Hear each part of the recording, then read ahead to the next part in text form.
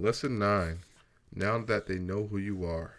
Once you get a name for yourself, you would think that scoring gets harder.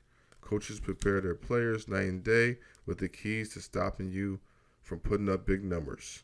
They have game film, advice from other coaches, and stats from your previous games.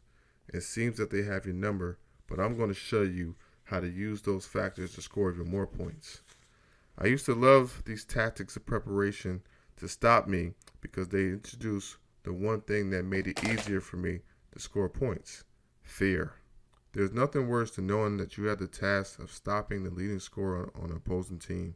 Every coach makes it seem that if you just do these 4 simple things, you will stop this guy from scoring, and your teammates constantly tease you because they know you have to stop someone who is known for being unstoppable. On the bus, before and after the game, there's always a review of what happened during the game, with your teammates highlighting the embarrassing moments. This is the position no player is comfortable being in. I got a kick out of being the captain because 9 times out of 10, the opposing captain had the duty of guarding me on defense. He already knew everything about me and stayed up half the night trying to figure out a way to execute and do what his coach said would work. The truth of the matter is, you can't stop a scorer with a high basketball IQ. You could be the best defender on the planet and know all of my favorite moves. What you don't realize is I'm going to adjust to you and take what you give me, not what you saw on tape. Do you know how frustrating it is to play solid defense, hold a scorer to only 2 field goals made in the first half, and he still finished that half with 12 points? It would drive you crazy. The combination of fear and anticipation is too much for anyone to handle. With each shot that goes in, I'm taking a chunk of confidence from my defender. Better than that, when he has to go to the bench because of his ineffectiveness or foul trouble, the confidence of the next guy behind him is already low because he saw what I did to their best defender.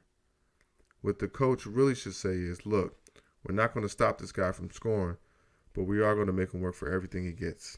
This philosophy pays better dividends because a lot of scorers will suffer defensively due to all the energy being spent on offense. Another advantage is that in basketball, sometimes the rich get richer. The other team's players aren't the only ones who know your name. The referees know who you are too. Each referee appreciates someone who knows how to play the game, and don't think for a second that doesn't make them more inclined to blow their whistle. In fact, when the scorer is driving to the basket, the whistle is already halfway blown. I remember getting at least 5 questionable calls a game. Of course, I helped by overreacting to every bit of contact, but hey, foul's a foul, and the referee can't take it back. The way I saw it is, those 5 calls equated to at least 8 points a game. When you're a bona fide scorer, you always get the benefit of the doubt. Watch any NBA game and you'll notice that you'll see the top players on the foul line the most.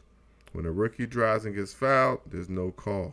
But as soon as Joe All-Star drives, the whistle is blown before you touch him. Coach Godwin tips for lesson number 9, now that they know who you are. Use the opposing coach's strategy to instill fear in your defenders. Think like a scorer.